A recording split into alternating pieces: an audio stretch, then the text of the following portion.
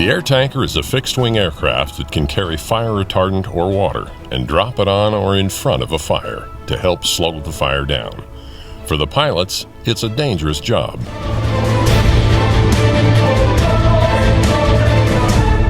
Welcome to the Tanker 6-1 Wildfire Learning Center. Originally, the center was a memorial to Chuck Sheridan and Leonard Martin, the crew of a Douglas DC-7 air tanker, Tanker 6-1, which crashed while fighting a forest fire in Northern California. Tanker 6-1 that this project is really about was a DC-7 air tanker that crashed in 1992, and the project started as a memorial to the flight crew on Tanker 6-1, Chuck Sheridan and Leonard Martin. Through the years, we've tried to add an educational aspect to the memorial project and actually renamed it the Tanker 6-1 Wildfire Learning Center. The center also serves to honor all those who have lost their lives and loved ones fighting fires. Both Chuck and Leonard were interested in educating people about fire. They used to give kids tours of their airplane, and they really liked showing people what they do. And we want to honor that by continuing that idea. In their memory, the Learning Center's goal is to educate the public about wildland fire suppression and prevention. The center is a small two-story building that was constructed in 1994 through fundraising and donations. In 2008, a vision of the memorial building as a location for the public to learn about firefighting prompted the creation of Tanker 6-1 Memorial Association. Because the two pilots were locals, they wanted to do something in their memory.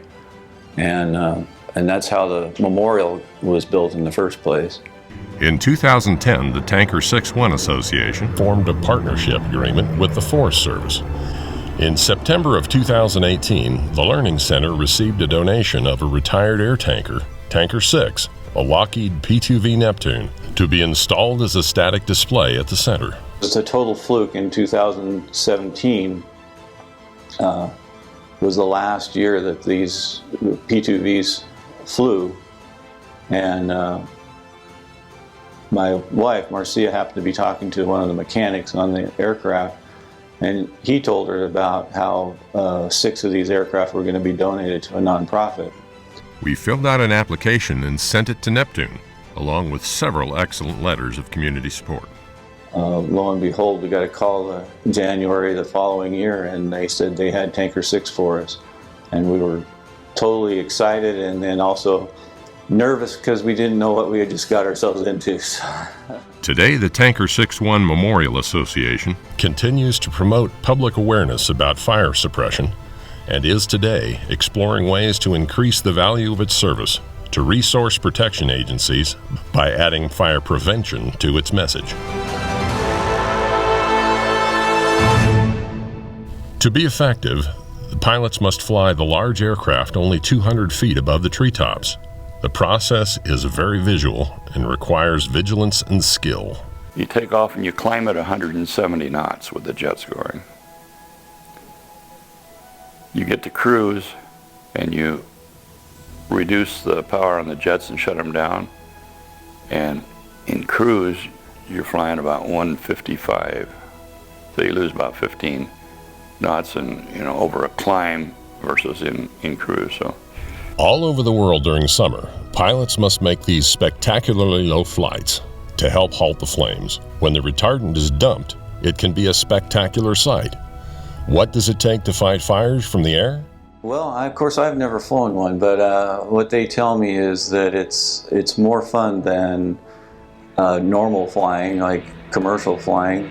From point to point, they get to fly a large aircraft low to the ground and fast and in a manner that they'd probably be cited for if they were flying anything else.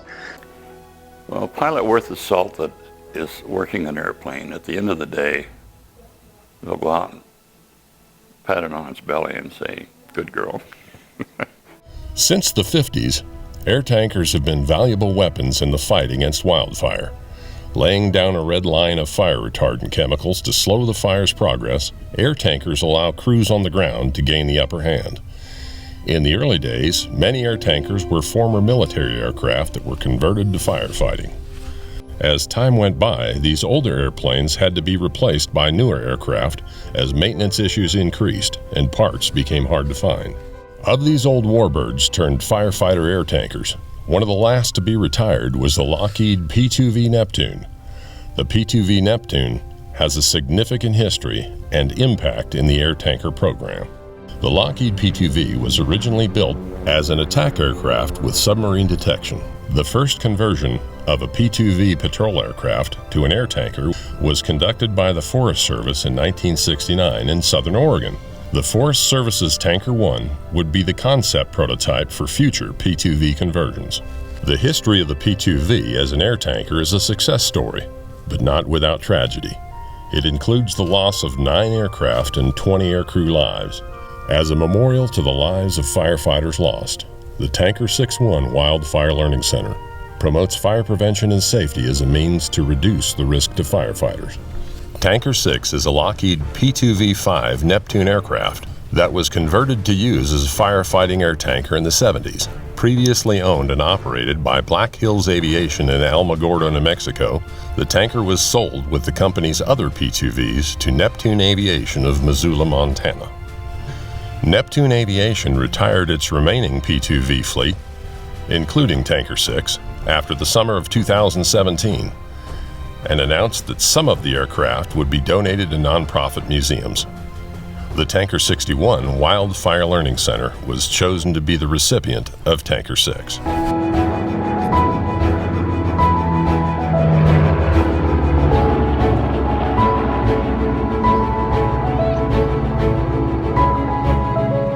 On September 9, 2018, the arrival of Tanker 6, flown from Alamogordo to Klamath Falls, was an exciting event, attended by local leaders and agency staff.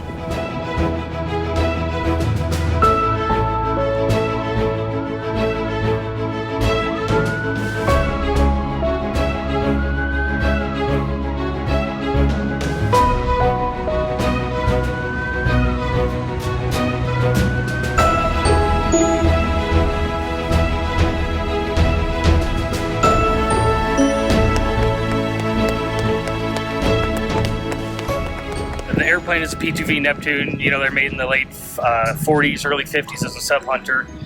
We took them over as firefighting airplanes in about the 80s. But our company, this has been our backbone for 30 years, so our company took on the name of Neptune Aviation. Alamogordo, New Mexico was our P2 base for maintenance and everything, so we picked it up in Alamogordo and flew it all the way here to Klamath. It's a great airplane. It's really honest. It's built like a tank, which is, it's a nice thing. You know, it's built before computers.